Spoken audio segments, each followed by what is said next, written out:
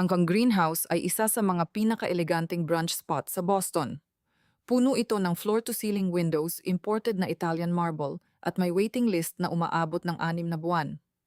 Doon, ginanap ang ikalimampung kaarawan ng aking ina sa isang pribadong dining room, kung saan nagtipon ang 18 miyembro ng pamilya sa paligid ng isang mesa na puno ng champagne, sariwang bulaklak at mga pastry na mas mahal pa bawat piraso kaysa sa ginagastos ng karamihan sa isang buong pagkain. Nakaupo ako sa pinakadulo ng mesa sa karaniwan kong pwesto, ang ekstrang upuan malapit sa pinto kung saan palaging dumaraan ang mga waiter. Simple lamang ang suot ko, itim na jeans, puting button-down shirt at komportableng flats. Pareho lamang ng isinusuot ko sa trabaho sa bookstore na pinamamahalaan ko sa Cambridge, o iyon ang akala ng pamilya ko.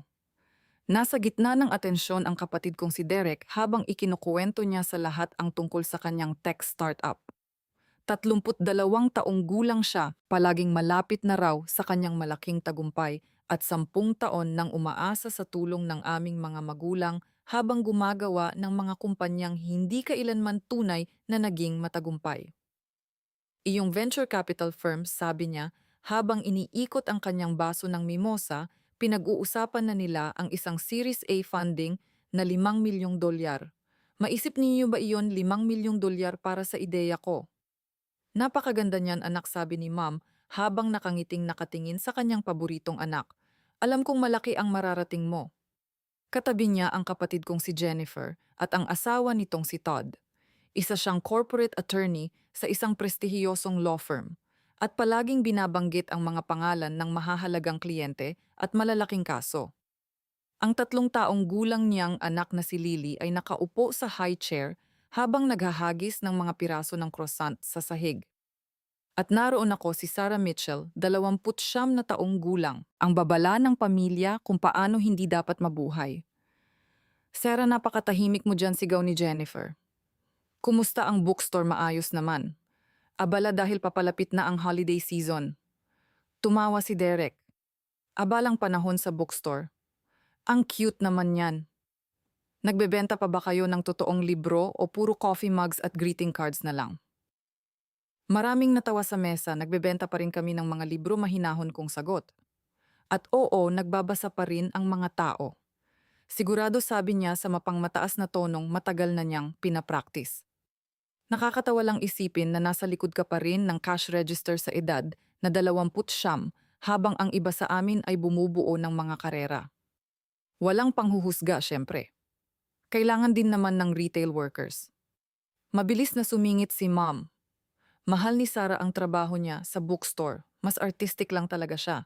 Hindi naman kailangang habulin ng lahat ang pera at tagumpay, hindi ba, tumango si Jennifer? May mga taong masaya na sa simpleng buhay. Wala namang masama roon.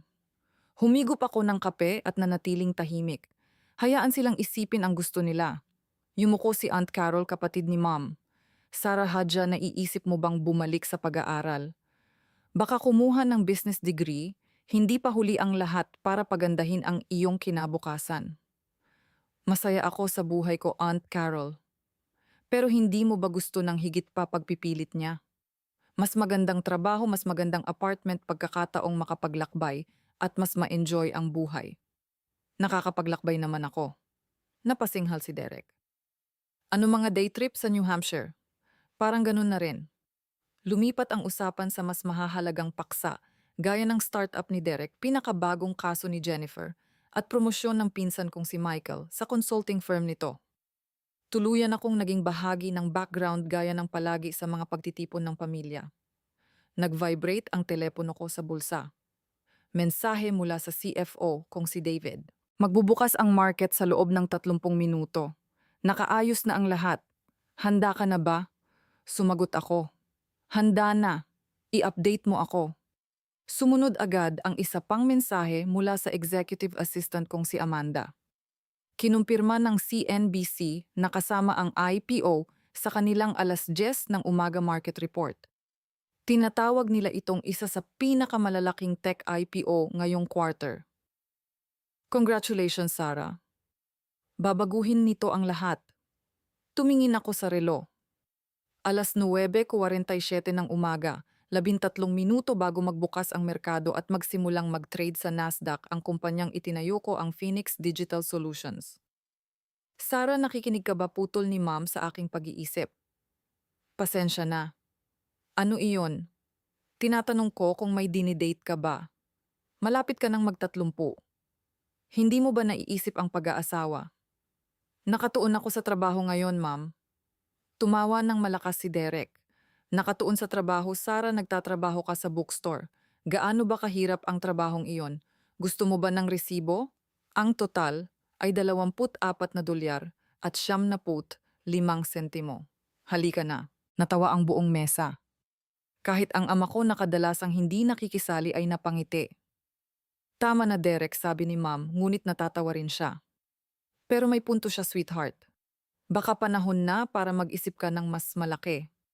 Maaring tulungan ka ni Derek na makakuha ng interview sa isang totoong kumpanya. Hindi ba, anak? Siyempre, sagot ni Derek na parang napakabait niya. May mga kakilala ako. Maaari akong tumawag para sa iyo. Baka makakuha ka ng entry-level position sa kung saan. Hindi man mas mataas ang sweldo kaysa sa bookstore, kahit papaano ay maganda ang titulo. Mabait ka, sagot ko ng kalmado, pero ayos na ako. Sinasabi mo lang iyan ngayon. Sa loob ng 10 taon, pagsisisihan mong hindi ka bumuo ng tunay na karera. Maniwala ka sa akin. Tinutulungan lang kita. Tumango si Jennifer. Tama siya. Dapat gamitin mo ang koneksyon ng pamilya habang mayroon ka pa. Kapag sumikat na ang kumpanya ni Derek, magiging masyado na siyang abala para tulungan ka. Tumingin ulit ako sa relo. 9:52 ng umaga. 8 minuto na lang. Inihain ng mga waiter ang pangunahing pagkain, Eggs Benedict smoked salmon French toast, sariwang prutas, at ang sikat na brunch spread ng restaurant. Maraming beses na akong kumain dito, kadalasan sa mga pagpupulong kasama ang mga investor at mga kumpanyang gusto naming bilhin. Kaibigan ko ang may-ari nitong si Marcos. Isa siya sa mga unang nag-invest sa akin 7 taon na ang nakalipas nang naghahanap ako ng seed funding. May nais akong i-toast, sabi ng aking ama habang tumatayo at itinataas ang kanyang baso ng champagne. Para sa aking magandang asawa na si Helen sa kanyang ika-50 kaarawan. 30 taon mo akong pinasaya, binigyan ng 3 kahanga-hangang anak at higit na ligaya kaysa sa nararapat sa akin. Maligayang kaarawan, mahal. Para kay ma'am, sabay-sabay na sigaw ng lahat habang nagtataas ng baso. Itinaas ko ang aking baso ng tubig. Hindi ako umiinom ng alak bago mag-alas 11 ng umaga kapag may negosyo. Speech, Helen, sigaw ng isa sa mga kamag-anak. Tumayo si ma'am at pinunasan ang kanyang mga mata gamit ang napkin. Salamat sa inyong lahat sa pagpunta. 50 taong gulang na ako. Hindi ako makapaniwala. Tumingin ako sa paligid at nakikita ko ang pamilya ko, ang aking pamana. Si Derek na may napakatalinong isip at espiritu ng isang entrepreneur. Si Jennifer na may matagumpay na karera at magandang anak. At si Sarah. Huminto siya sandali habang naghahanap ng positibong bagay na masasabi tungkol sa kanyang pinakabigong anak. Si Sarah na palaging sumusunod sa sarili niyang landas. Maaaring hindi namin laging nauunawaan ang iyong mga desisyon, sweetheart, pero mahal ka pa rin namin. Nagpalakpakan ang lahat.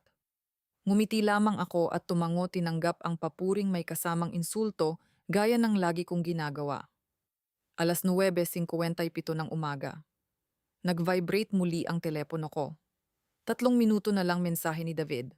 Napresyuhan ang stock sa 42 dolyar bawat share. Ang 8.1 milyong shares mo ay nagkakahalaga na ng 340 punto, 2 milyong dolyar sa opening. Napakalaki na ng media coverage. CNBC, Bloomberg, Wall Street Journal, lahat sila ay nagbabalita tungkol dito. Lumilipad na ang Phoenix boss. Napangiti ako habang binabasa iyon. Ano ang nakakatawa, tanong ni Derek. May ka-text ka bang date? Parang ganun na rin. Sino ba? Baka kilala namin. Hindi kami nanghuhusga. Trabaho lang. Trabaho. Napatawa siya. Anong emergency sa bookstore? May nagbalik ba ng sirang libro? Natawa muli ang buong mesa. 9:59 ng umaga. Napatingin ako sa telebisyong nakasabit sa itaas ng bar. Nakatutok ito sa CNBC, nakapatay ang tunog, ngunit tuloy-tuloy ang caption sa ibaba. Nakaupo na ang mga anchor at naghahanda para sa pagbubukas ng merkado. 10:00 ng umaga. Tumunog ang opening bell sa screen. Nagsimulang gumalaw ang Nasdaq ticker para sa mga bagong listing ng araw. At pagkatapos ay nakita ko ito, PNX, ang ticker symbol ng aking kumpanya na nagsimulang mag-trade sa halagang $42 at 50 sentimo bawat share at agad pang tumaas mula sa opening price. Nasa kalagitnaan si Derek ng isa na namang kwento tungkol sa kanyang startup nang mapansin ni Jennifer ang television. "Uy, tingnan ninyo," sabi niya. "May tech company na nag-public ngayon. Phoenix. Something. Phoenix Digital Solutions," mahinahon kong sabi. "Oo, yun nga." Nakasulat dito na ang founder ay, bigla siyang natigil. Nakatigil sa ere ang kanyang tinidor. Halatang excited ang mga anchors sa CNBC habang mabilis na dumadaloy ang captions. Phoenix Digital Solutions debuts strong. Cybersecurity AI platform. Founder Sarah Mitchell, 29 na worth $340 milyong. One of the youngest female tech CEOs to take a company public. Silicon Valley darling. MIT dropout who built empire from dorm room. Tuluyang natahimik ang buong mesa. Sa screen ay ipinapakita ang larawan ko, hindi nakasuot ng jeans at puting polo, kundi isang mamahaling business suit habang nagsasalita sa isang tech conference. 6 na buwan na ang nakalipas. Iba ang ayos ng buhok ko. Hawak ko ang mikropono at nagsasalita sa harap ng libu-libong tao. "Iyan." Halos pabulong na sabi ni Jennifer. "Ikaw iyan." Sabay-sabay na napatingin ang lahat sa akin. "Imposible," sabi ni Derek habang mabilis na kinukuha ang kanyang telepono. Nagtatrabaho si Sarah sa bookstore. Siguradong ibang Sarah Mitchell iyan. Ngunit habang naghahanap siya sa internet, dahan-dahang namutla ang kanyang muka nang makita ang mga resulta. Mukhang mahihimatay si Mom. "Sarah." "Ano ito?" Maingat kong ibinaba ang tasa ng kape. "Iyan ang kumpanya ko. Ang Phoenix Digital Solutions. Gumagawa kami ng AI-driven cybersecurity software para sa malalaking enterprise clients. Maari sana nating ipinagdiriwang ang bawat tagumpay sa loob ng nakaraang 7 taon," sabi ko ng mahinahon. "Bawat funding round, bawat malaking kontrata, bawat bagong kliyente, bawat empleyadong na-hire ko. Ngunit wala ni isa sa inyo ang nagtanong kung ano talaga ang ginagawa ko. Hindi kayo naging interesado hanggang sa makita ninyo ang halaga ng kumpanya ko sa telebisyon." Yumuko si Ma'am habang patuloy ang pagluha. "Tama ka. Wala kaming dahilan. Hindi ko sinasabi ito para saktan kayo," sagot ko. "Sinasabi ko ito dahil ito ang totoo. Hindi ninyo ako kilala. Hindi talaga."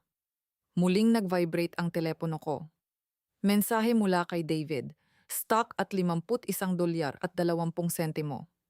Market cap approaching $1.2 bilyong. Congratulations, CEO. Pinatay ko ang screen at ibinalik ang telepono sa mesa. Sa unang pagkakataon sa buong umaga, walang nagtanong kung sino ang nagte-text sa akin. "Sarah," mahinang sabi ni Dad, "ano ang maaari naming gawin para ayusin ito?" Pinagmasdan ko silang lahat. Ang pamilya kong sa loob ng maraming taon ay gumawa ng sarili nilang bersyon ng kuwento ko nang hindi man lang nagtatanong kung tama ba iyon. "Magsimula tayo sa simpleng bagay," sabi ko. "Magtanong kayo. Makinig kayo. Huwag ninyong ipagpalagay na alam ninyo ang buhay ng ibang tao dahil lang sa nakikita ninyo ang isang maliit na bahagi nito." Tumango siya. "Kaya ba nating magsimulang muli?" "Siguro. Pero hindi ngayon." Napatingin ako kay Derek. "At ikaw, tigilan mo na ang pangangarap lang. Kung gusto mong maging entrepreneur, magsimula kang mag-execute." Ang mga investor ay hindi namumuhunan sa mga ideya. Namumuhunan sila sa mga taong kayang magpatupad ng ideya. Hindi siya sumagot. Ngayon ay wala na ang kumpiyansang lagi niyang ipinapakita. "At Jennifer, pagpapatuloy ko, huwag mong maliitin ang mga tao dahil hindi kasing impressive ng sayo ang titulo nila. Ang halaga ng isang tao ay hindi nasusukat sa business card niya. Tahimik siyang tumango. Lumapit si ma'am at hinawakan ang kamay ko. Mahal ka namin, Sarah. Alam ko sagot ko. Pero minsan hindi sapat ang pagmamahal kapag wala ring paggalang. Napayuko siya habang lalo pang tumulo ang kanyang mga luha. Dumating ang waiter, dala ang isang bote ng Dom Perignon na ipinadala ni Marcos. Maingat niyang inilagay ito sa mesa at ngumiti. Congratulations, Miss Mitchell. Pagkaalis niya tumingin si Derek sa bote at pagkatapos ay sa akin. Ilang taon mo na itong itinatago, 7 taon. At wala kang sinabi kahit kailan. Bahagya akong ngumiti. Noong una sinubukan ko. Pagkatapos ay napansin kong mas interesado kayong lahat sa bersyon ninyo ng kwento ko kaysa sa katotohanan. Muling bumalik ang katahimikan sa mesa. Ngunit iba na ito ngayon. Hindi na ito katahimikan ng panghuhusga. Katahimikan ito ng pagkabigla at pagsisisi. Sa kabilang bahagi ng restaurant, nagsimula ang regular na brunch service. Ang mga tao ay nagtatawanan, kumakain, at nagpapatuloy sa kanilang araw ng walang ideya na may isang pamilya na kasalukuyang pinipilit harapin ang katotohanan tungkol sa isa sa kanilang mga miyembro. Maya-maya ay tumayo ako at kinuha ang aking bag. Kailangan ko nang umalis. Saan ka pupunta? Tanong ni Ma'am. May interview ako sa CNBC 2:00. May board meeting bukas. At may kumpanya akong kailangang patakbuhin. Napangiti si Dad. Mukhang abala ka. Oo. Tumingin ako sa kanya. Palagi naman. Tumayo rin siya. Sarah. Huminto siya sandali. Hindi ko alam kung paano bumawi sa mga taon na hindi namin nakita ang lahat ng ginawa mo. Pero gusto kong subukan. Tumango ako. Magandang simula iyan. Habang naglalakad ako papunta sa pinto ng greenhouse, naramdaman ko ang mga mata nilang nakasunod sa akin. Ngunit sa unang pagkakataon, hindi nila ako tinitingnan bilang ang tahimik na anak na nagtatrabaho sa bookstore. Nakikita na nila ako bilang kung sino talaga ako. Ang babaeng nagtayo ng $1 bilyon na kumpanya. Ang entrepreneur na nakipagnegosasyon sa pinakamalalaking investor sa Silicon Valley. Ang CEO na may 340 empleyado at milyon-milyong dolyar na responsibilidad. Ngunit ang nakakatawa, wala ni isa sa mga bagay na iyon ang nagbago sa akin. Pareho pa rin akong Sarah na mahilig sa mga libro na bumibili ng maliliit na bookstore para hindi magsara, na mas gustong magbasa sa tahimik na cafe kaysa dumalo sa mga magagarbong party. Ang nagbago lamang ay sa wakas ay nakita nila ang hindi nila kailanman pinag-abala ang tingnan noon. At habang sumasakay ako sa naghihintay na sasakyan papunta sa susunod na yugto ng buhay ko, napangiti ako sa isang simpleng katotohanan. Hindi ko kailanman kinailangan ang kanilang pag-aproba upang magtagumpay. Nagtagumpay ako nang wala iyon. Ang pagkakaiba lang ngayon ay hindi na nila kayang balewalain ang katotohanan. Minsan, ang pinakamalakas na paraan ng pagpapatunay sa sarili ay hindi ang ipagsigawan ang iyong tagumpay. Minsan sapat ng tahimik kang magtagumpay hanggang sa dumating ang araw na magsalita para sa iyo ang resulta ng lahat ng iyong pinaghirapan. Lahat ng iyon ay mga sandaling maaari. Sana ninyong naging bahagi kung naglaan lamang kayo ng oras upang alamin kung ano talaga ang nangyayari sa buhay ko sa halip na manatili sa mabababaw na usapan, sabi ko. Patuloy na nagvi-vibrate ang telepono ko. Mga mensahe mula sa mga investor, pagbati mula sa mga kapwa-entrepreneur at mga imbitasyon para sa panayam mula sa malalaking media outlet. Tumataas ang presyo ng stock ng kumpanya ko at kasabay nito ay lumalaki rin ang aking net worth bawat minuto. Kailangan ko nang umalis, sabi ko, habang tumatayo. May interview ako sa CNBC mamayang hapon at kailangan kong maghanda. Happy birthday, Mom! Masaya akong naging maganda ang pagdiriwang mo. Sarah, sandali. Hinawakan ni Dad ang aking braso. Umiling ako ng marahan. Hindi ako galit. Pagod na lang akong magpanggap na mas maliit ako kaysa sa tunay kong pagkatao para maging komportable kayo. Gusto ninyo ng anak na babae na pasok sa inyong definisyon ng tagumpay. Hindi ako iyon. Ako ang anak na nagtapos ng maaga sa MIT, nagtayo ng kumpanya.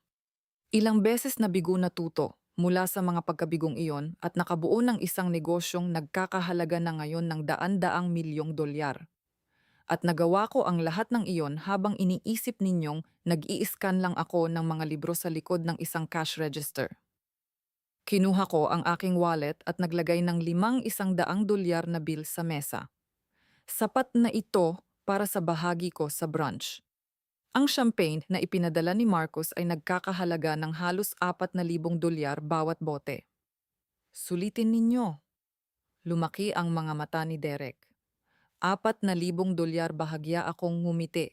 Pagdiriwang ito, dapat lang na magdiwang ng maayos. Naglakad ako patungo sa pinto habang nararamdaman kong nakatingin sa akin ang lahat ng nasa pribadong dining room. Sara, sigaw ni Jennifer. Huminto ako at lumingon. Pwede ba tayong mag-usap? Talagang mag-usap, hindi ngayon.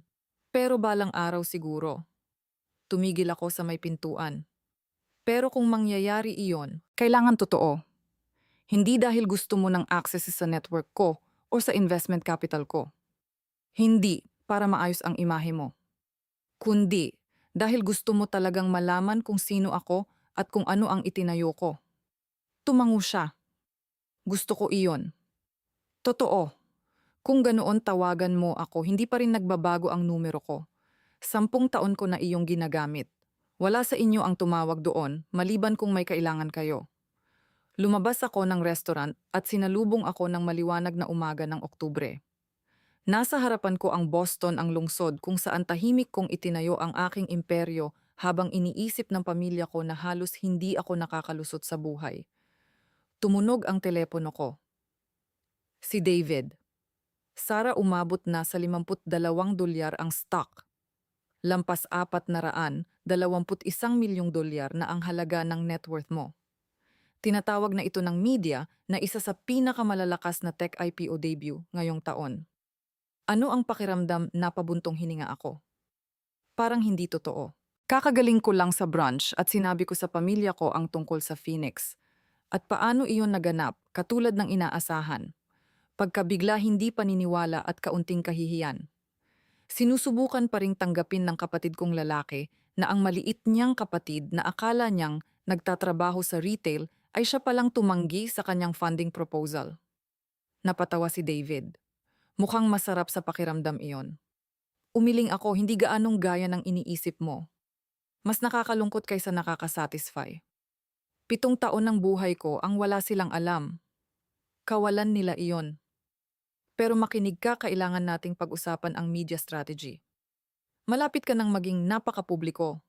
Tapos na ang mga araw na tahimik lang tayong nagtatrabaho sa likod ng mga eksena. Gusto ka nang makuha ng lahat. Ang batang babaeng CEO na nagdala ng cybersecurity company sa public market. Handa ka na ba roon? Napangiti ako, kailangan kong maging handa. Iyan ang CEO ko. Susunduin ka ng sasakyan sa loob ng 30 minuto para sa paghahanda sa CNBC. Na NBC. Isuot mo ang navy blue suit, hindi ang itim. Mas maganda iyon sa kamera. Pagkatapos naming mag-usap, nanatili akong nakatayo sa sidewalk habang pinagmamasdan ang mga taong nagmamadaling pumunta sa kani-kanilang brunch at pagtitipon ng pamilya.